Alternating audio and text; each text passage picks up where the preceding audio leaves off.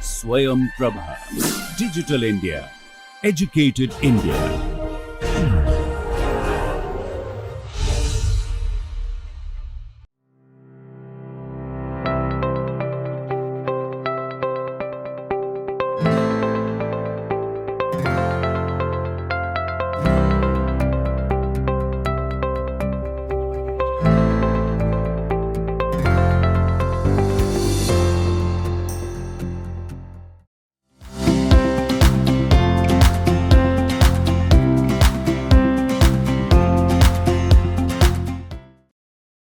Namaskaram. Welcome to another lecture in the course History, Evolution and Development of Kuchipudi Dance. Like the previous lecture, we shall discuss furthermore about Padma Bhushan Guru Dr. Vempati Chinna Satyam Master Garu. In the last lecture, we have seen what is the importance that Vempati Chinna Satyam Master Garu occupies in the Kuchipudi fraternity, how his innovations and techniques were very important and played a very predominant role in uplifting the aesthetic appreciation of Kuchipudi dance, not just in India, but on the international arena.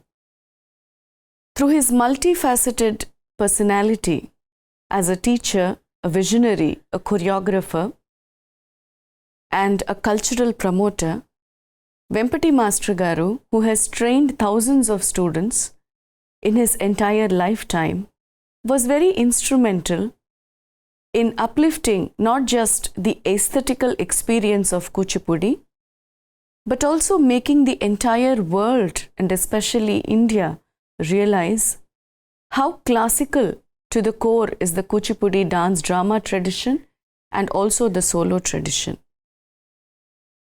With including the solo items as a Drishya Khanda Kavya, where not just a drama, but even a small solo piece can also be shifted from a solo presentation to a drama presentation, he has changed the face of Kuchipudi through his choreographic innovations and experimentations, and by being critical to his own forefathers and ancestors.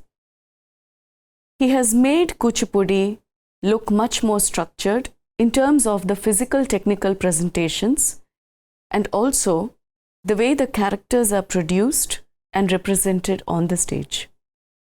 Today we shall learn more about his life, his times, and his contributions. If you remember when I was telling in the earlier lectures that Vempati Master Garu, Raghavaya Garu, or Vempati Pedda Satyam Garu, all these people belong to the certain era of Indian classical dance and especially Kuchipudi.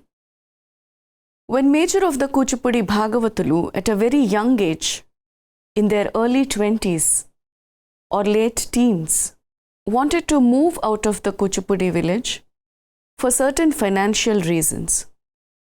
And the 1940s, during the World War time, the promotion and the propagation of classical arts became a challenge, also because of the British colonization and the Indian independence movement on a high scale. Many Kuchipudi Bhagavatalu found their future in the metropolitan city of Madras, which is the cultural hub of probably not just south of India, but the entire country. And the upsurge in the Indian cinema was also a very catalyst factor in the survival of the Kuchipudi for a few decades. Because of the introduction of cinema and because of the drama background that the Kuchipudi Bhagavatalu had in their DNA, they could very well gel with the cinema factor, portraying different characters, different moods, different emotions and sentiments on the silver screen, proving themselves to be very successful dance directors, and owners of the production houses in the South Indian cinema. Vempati Master Garu, also following the footsteps of some of his seniors like Vempati Pedda Satyam Garu or Vedantam Raghavaya Garu, also wanted to move out of the Kuchipudi village because of the financial burden that he had, because he lost his father at a very young age and had a lot of siblings behind him to be taken care of, along with his widowed mother. So hardly when he was 18, he walked all the way from Kuchipudi to Madras and only survived by plain water and bananas for all those days.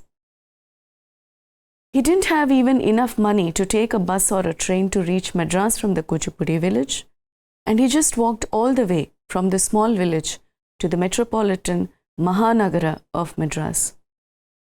And in the biography of Vempati Master Garu, written by Satyanarayana Garu and Surya Rao Garu, I read that the only meal that he had across the journey was when on the way, when some random person was conducting the death ceremony of his father, and that was the only time that he had a complete meal that was offered to him because he was a Brahmin. After reaching Madras, he realized that Madras, which is the cultural capital of South India, could give him some opportunities to prove the mettle that he had in Kuchipudi.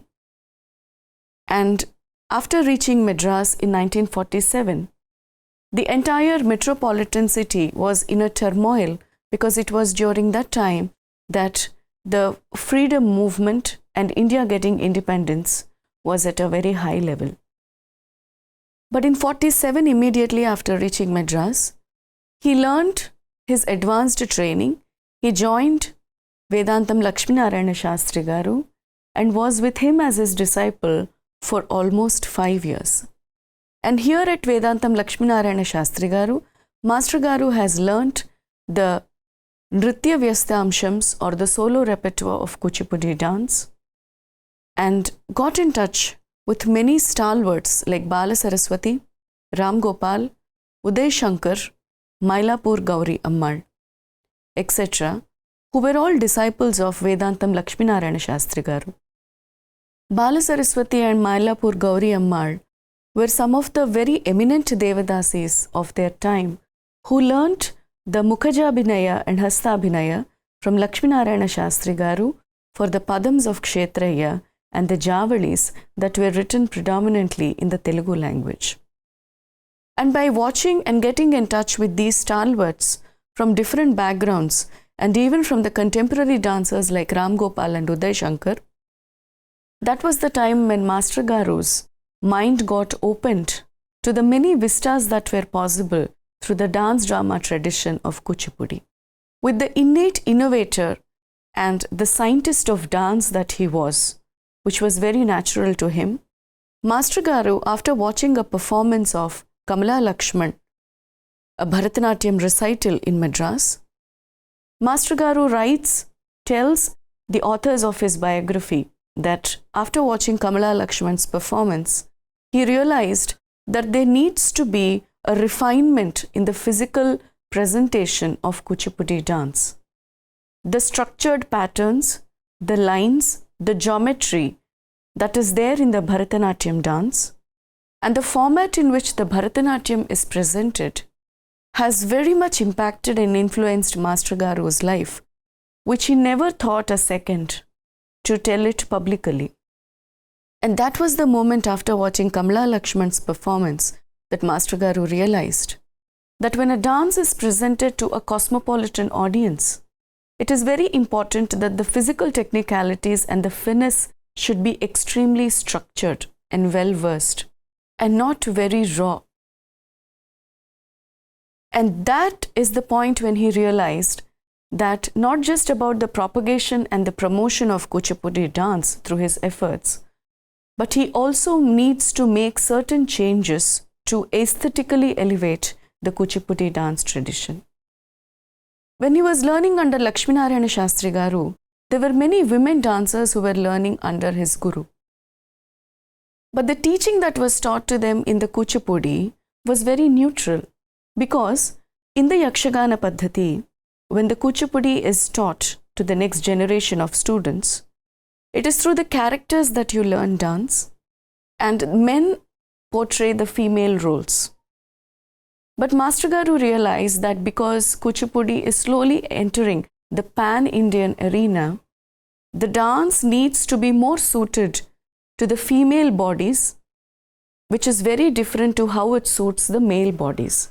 So the anatomy of dance and the physiology of dance also needs to be taken care of to aesthetically elevate the experience of the audience when they come and watch the Kuchipudi solo presentations or the Yakshagana presentations. Vempati Pedda Satyam garu and Vedantam Raghavaya garu, who were already in Madras, were proving their mettle in the South Indian cinema, and Vempati Chinna Satyam garu has joined his cousin Pedda Satyam garu to help him assist in the choreographies in his movies for a financial assistance that he needed at that point of time. And Chinna Satyam garu, with the support of his cousin Pedda Satyam garu, has really worked hard to teach the dance choreographies of his cousin to the most renowned stars of the South Indian cinema, and also assisted in the choreographies, which also gave him a training and an experience when he further became a dance director and a Kuchipudi choreographer himself. And Vempati Master Garu, apart from the impact and the influence that he got from his Guru Lakshminarayana Shastri Garu, who was taking the excerpts of the Kuchipudi Yakshaganas that were in the parampara of the age-old tradition, and also the excerpts of the Kalapams, and also the Padams of Kshetraya, the Tarangams of Narayana Tirtha, and the Ashtapadis of the Jayadeva, Master Garu also made sure that along with this that his Guru has initiated, he has also included the compositions of composers like Uttukadu Venkata Subba Iyer, Shama Shastri, Muthuswami Dikshitar, and all these well-known Vagyakaras from the Tamil Nadu region in his Kuchipudi choreographies. By doing so, his solo items were more accepted also in the Tamil Nadu region.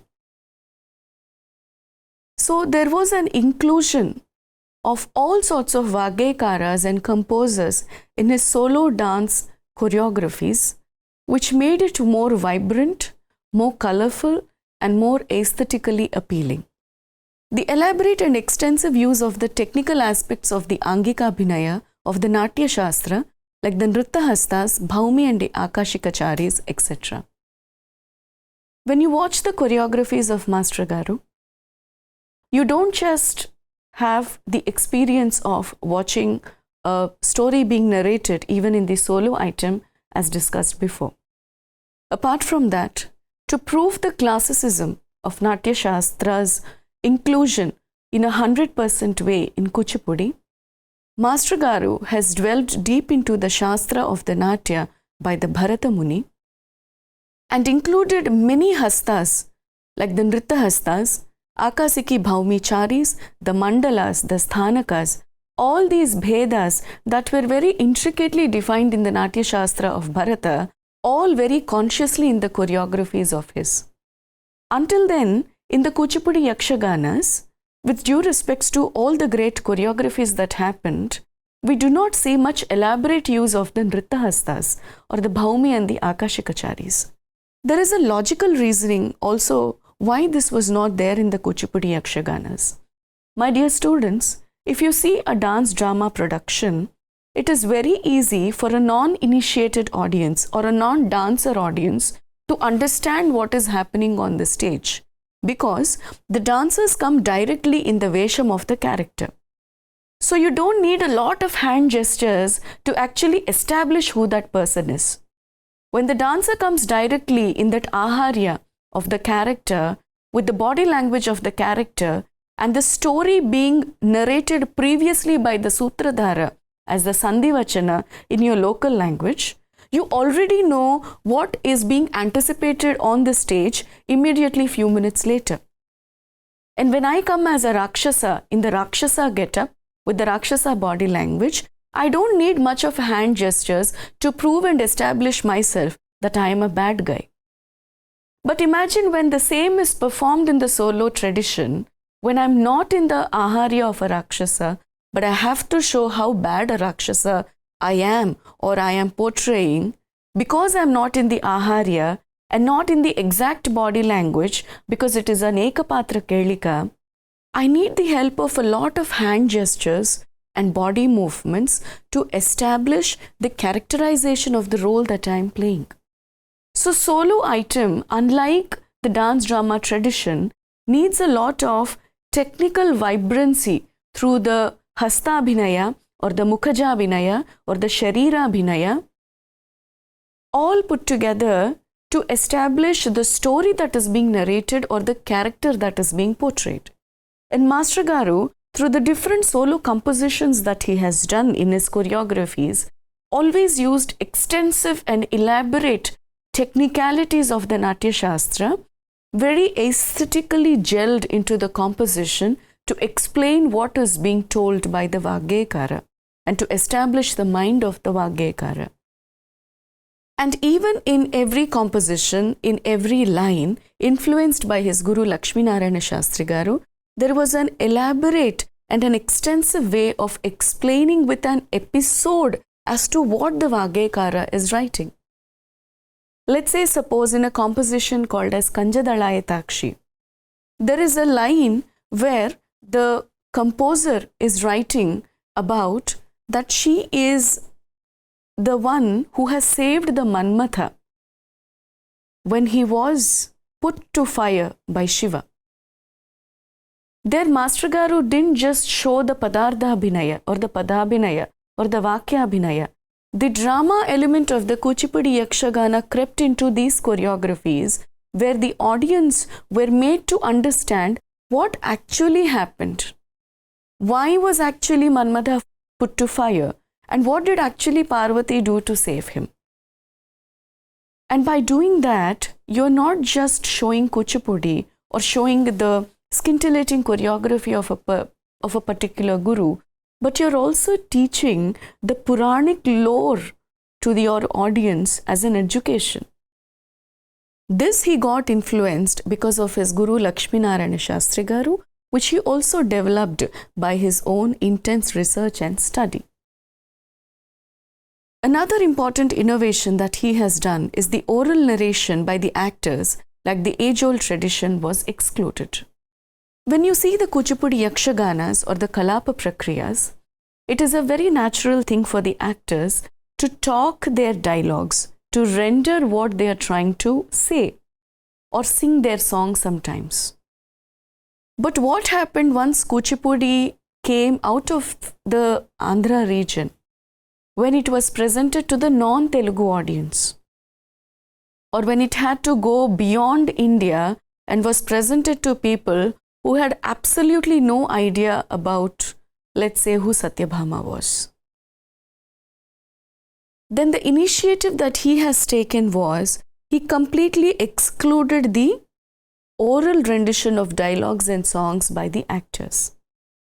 Instead, for the same song, for the same dialogue, he made the singer who was sitting on the orchestra side sing it, and the dancer just do the Sharira Abhinaya.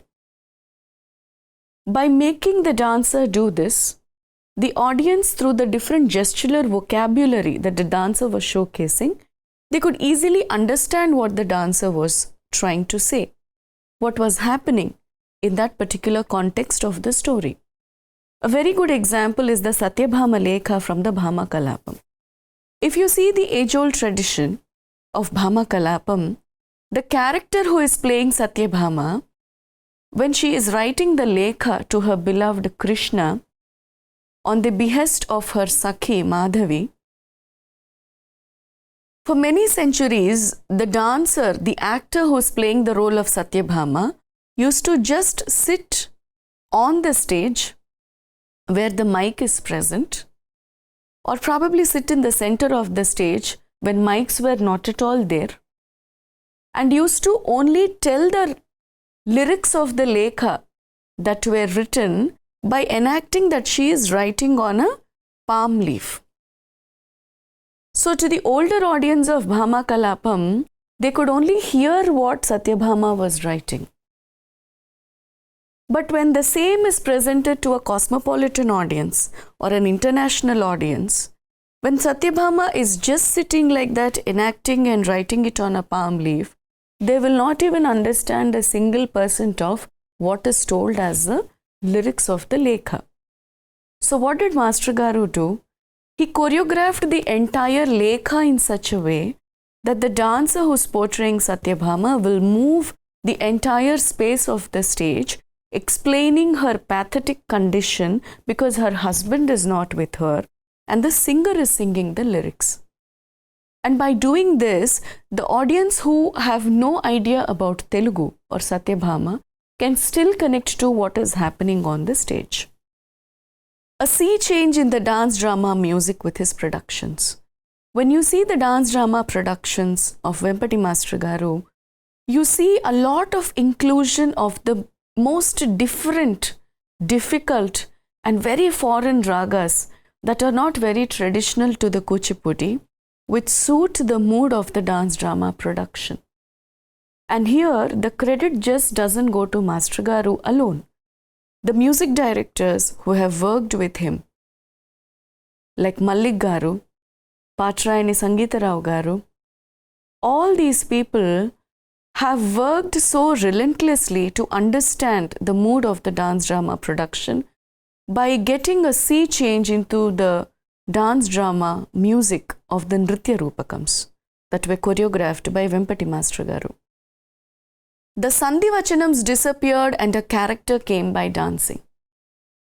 If you see the traditional Yakshaganas, the Sutradhara who was playing the lead in the entire Yakshagana used to come in between every scene and explain the people as a Vachanam. Sandhi means in between, Vachanam is a narrative, and explain what will happen immediately after. Again, the cosmopolitan audience will face a problem with this to understand what is being told. So what did Master Garu do? He has completely removed the Sandhivachanams in the Nritya Rupakams. And instead, see, he never deviated from the tradition. He just tweaked the tradition a little to make it more understandable and acceptable. When I say delete, he never completely deleted it. Instead, he replaced it with a character who came dancing when the singer was singing the lines. Let's say, for example, you see Narada coming and dancing in between the scenes, explaining what is happening, probably in the Nritya Rupakams like Sri Krishna Parijatam. So instead of Sandhivachanams, a dancer coming in a role and explaining through dance when sung by a singer was a very innovative move that Master Garu has taken in his choreographies. When the regional form is elevated to the cosmopolitan status practiced by the dancers, irrespective of religion, caste, creed, language, the spoken language by the dancer becomes burdensome. By doing this inevitable act, he has avoided the embarrassment of the dancer and also made sure that the correct diction is said on stage with proper modulation, and that also made the dancer dance in full swing, not to worry about speaking in between. Because non-traditional family people were learning in full swing Kuchipudi, and people from across India were coming to Madras to learn dance, especially the Kuchipudi, whose native language was not Telugu, but were so much interested to learn Kuchipudi, which was in a way a very good move for the promotion and the propagation of this dance form. When you have to say the dialogue in not your native language, it usually becomes a burden. No matter how much ever you learn the language, the natural delivery of the native language is very different to a language that you have learnt and you are telling. So to remove that burden to the dancers, because they are interested to learn Kuchipudi, interested to perform Kuchipudi, which was very important at that point of time, he has removed the concept of dancers telling the dialogues, and instead the singers themselves told the dialogues and the dancers were just giving the lip sync. By doing this, what happened? The burden of the dancers learning the dialogues decreased, number one. Number two, When I speak Telugu, the modulation is very different because that's a native language to me. Let's say I have to speak Marathi. Now, even though I learn Marathi from Marathi people, the diction with which, the modulation with which I speak is not very natural in comparison with how I speak Telugu. So the modulation changes. So in order to avoid the embarrassment to the dancers on stage, he has taken this initiative.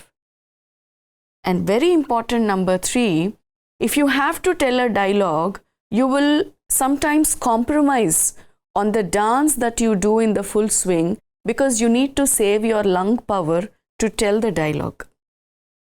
And then when you're compromising on your dance physicality, your full swing dance performance will be not showcased. And people immediately try to compare your dance with the other dance forms like Bharatanatyam or Odissi that do not have a oral rendition by the actors. So in order for the dancers to dance on a full swing and not compromise on the physical technical aspects of dance, Master Garu, this initiative of the dancers not telling the dialogues directly but just giving a lip sync to the singers who were very native to Telugu language and who also knew the signs of modulation because they are singers themselves. They know how to modulate their voice depending upon the characters. He used this very innovative move and everyone were very comfortable learning Kuchipudi. When you learn an art form, you need to be comfortable with it. It shouldn't be a burden for the rest of your life. So he made the life of the artist comfortable with the small innovative techniques and the initiatives that he has taken. Choreographing small dance pieces and assisting his cousin Pedda Satyam and Raghavaya Garu in the South Indian cinema until 1958. Master Garu until 1958 was assisting both his cousins in the South Indian cinema and sometimes also did dance direction as an individual dance director himself, but was not very inclined towards working in cinema because his view and his vision was only Kuchipudi dance and the classical aspect of it. He also taught dances while shooting for the actors. And in this way, Master Garu also got attached to many South Indian superstars of those days who eventually became his students and played a very prominent role in the propagation and the promotion of Kuchipudi dance. Master Garu taught in the dance school of the yesteryear actress Rajasulochana, and that is how he started his teaching instinct in the Madras when he started teaching Kuchipudi in a dance school by a very famous yesteryear actress by the name Rajasulochana. But in the year 1957, a very important thing happened in the timeline of probably the life of Master Garu, that from a place called Kavali, there was a college called as Vishwodaya College that approached Master Garu to do a small dance drama production for their college fest. And Shri S.V. Bhujangarai Sharma Garu, who was a permanent lyricist to Master Garu's dance drama productions, was a lecturer in the Vishwodaya College in Kavali. And S.V. Bhujangarai Sharma Garu, at that point of time, both these legendary people met, and Master Garu for the very first time has choreographed a dance drama with just 4 characters, which is Sri Krishna Parijatam, that was written by S.V. Bhujangarai Sharma Garu. And that day, their union became a permanent thing in the entire history of the modern Kuchipudi dance. Sri Krishna Parijatam was a huge success. And with just 4 characters, Master Garu could manage the choreography and the presentation of choreography because at that point of time, he never had his own students. He never started his own academy to be freely using his students for his choreographies. His limitations were very restricted. But Sri Krishna Parijatam was a very huge success, and this Sri Krishna Parijatam that was performed for the Kavali Vishwodaya College was the start of the modern Kuchipudi dance drama era, and Master Garu called these as Nritya Rupakams instead of Kuchipudi Yakshaganams. He coined the term Nritya Rupakams, instead of calling it a Yakshaganam, because even the roots are there in the Yakshagana. It is not a complete Yakshagana format, but with some innovations and experimentations that are being done, because the dancers don't recite their dialogues, or rather there are no Sandhivachanams, and the elaboration of the Aharya Abhinaya is very much there, and even the characters are small or limited in number. He called it as Nritya Rupakams instead of Kuchipudi Yakshaganams, and this move of Master Garu had started the modern Kuchipudi dance drama productions, which was so influential that I should say that when Master Garu started with Kamala Lakshman's performance of Bharatanatyam, got influenced by it and wanted to somehow incorporate that in the Kuchipudi solo tradition, there came a time when Bharatanatyam was influenced by the Kuchipudi dance drama productions, and being it a solo tradition, started doing dance drama productions. And the best example is the Kalakshetra. And it's always a cross-cultural, healthy influence of any two forms that are getting together with a single solo vision to put forward the great culture and the heritage of the art forms of India. We'll see much more innovations, the lives and the times of Master Garu and his disciples, and some of his recognitions that he has received in the next lecture. Until then, Namaskaram.